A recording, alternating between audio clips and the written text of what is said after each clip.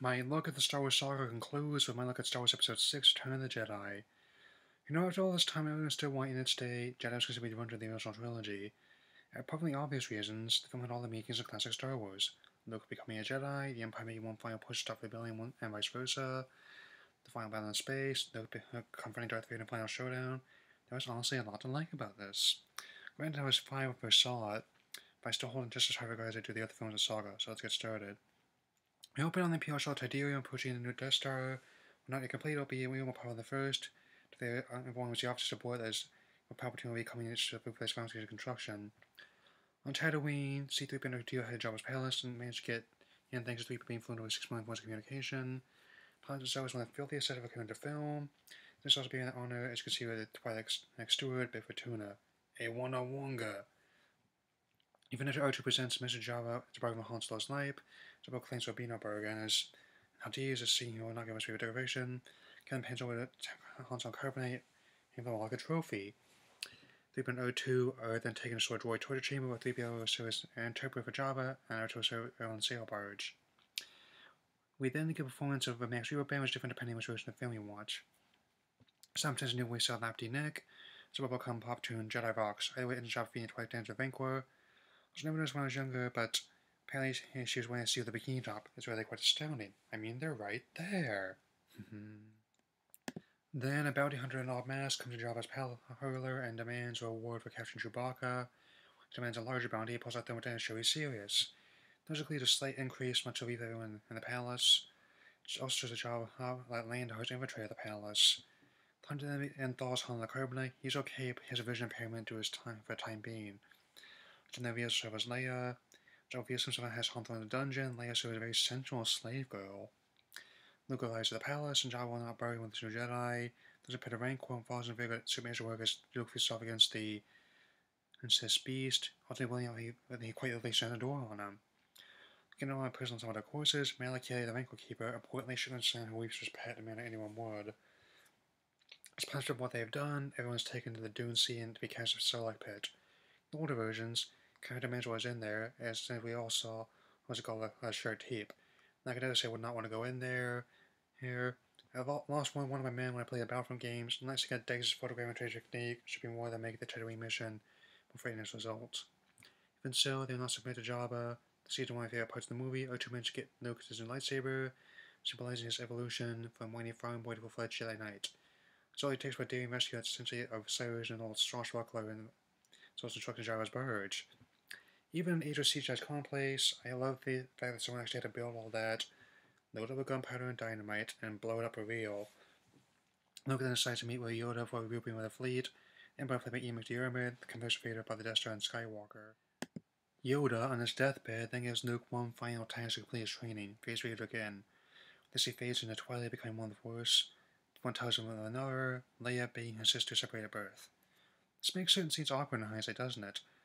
The fleet assembles as Mon Mothma, leader of the Alliance, has determined and the location of Death Star will be a forest of Endor. While Akbar and Mon Calamari aids protected by energy shield on the moon, Orlando leads an assault on the Death Star, Han leads a strike team that serves to knock out the shield generator. This happens with Fleet box and Death Star on the fire supplying superstructure to knock out the main reactor. Leslie and Chewie agree to help him, as does Luke when he returns. Lando agrees to take the Falcon in the assault while Han leads a strike team on the Delirium. Post a cargo ship. I don't know, fly casual. Meanwhile, the Empire has a fleet, he's in the far side of the moon to set a trap, and Vader sends Luke's presence they land on the moon. Corsair Gears and his characters waiting for them, let's see to liberate scenes speed by Caesar streets for the forest. In its early stages, the chroma key work is really good for seeing its hands of speed and intensity. I also like how the location ended up first room near where I used to live in California. Now comes the part where much contention, the Ewoks. These tribesmen having their plan with me for to make a series more kid-friendly. So we'll get played by character Edward Workdavis and Bonds and Leia. In their defense, I've seen worse characters. Also, I'm not looking at the spin-off TV movies or cartoon with them, because they're totally insane and Star Trek already covered the latter. Even with this battle being reenacted again in the new Battlefront, can't imagine if people are still going to be paying $50 just to shoot these little boogers. Han, Luke, and Chewie and the droids are caught in the trap. Turns out the Ewoks think 3PO's God. Despite 3PO's objections, Luke will convince them to let them go. You need to force it to let 3PO into the sky. Telling the story of their adventures to that point, this season shows how Fringe Casey definitely blends both fantasy and science fiction together. Luke, despite later ejections, decides he wants to face Vader alone. He's willing to surrender to him, but Vader takes the Emperor who has plunged him. You don't know the power of the dark side. The assault on the ground in space begins, which turns out the Empire anticipated this move, and the Emperor has even set them up. It's a trap! As Luke draws his lightsaber clash with Vader, the 3-2 final band has begun.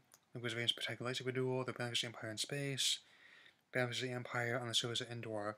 Even with all the flash CGI we always just mentioned, someone actually had to build all this. Zobel Garrison has captured the Ewoks providing so much needed backup. This begins the biggest argument, and for there being one's carries around. So they have to mind about all these stormtroopers and Blood Plus ATSTs being taken out with sticks and some rocks.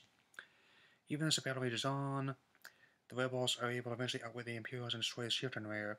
Battle of Endor is easily made the great model work, and survivors do battle. Not to mention Lando and his co-pilot Neon Yob, the Falcon. The latter is another minor character that stands out at me. Yet, when the Emperor reveals the Death Star is operational and destroys Mon Calamari cruiser, Lando then orders everyone to attack the Star Destroyers instead. But it's somewhat amusing that even Star Wars is going to kill all Black Pirate fighters first. The Japanese one also plays that's pretty quick too. Even though Luke's skill with lightsabers has improved dramatically since last duel with Vader, he will not finish Vader, neither at his nor the Emperor's behest. Even more he tries to talk Vader down, but Vader will have none of this, he just continues his fight. Reveals the plans to turn his sister. Luke thanks Vader at the point where he cuts off his mechanical hand. Luke proclaims he will not turn the dark side. He is a Jedi like his father before him. The Emperor uses force landing on him, and at the moment Vader floats down the bottom shat, once again discovering the code of himself. As Luke asks him, he once again becomes answering Skywalker as he dies and looks at his son in the face for the first and last time. At the same time Luke's going to attack on Death Star begins, combining the Wedge, the Falcon that's destroying the rebellion has triumphed. As Luke lays his father rest, his spirit joins Obi-Wan, U.S. confirming celebrate the victory across the galaxy.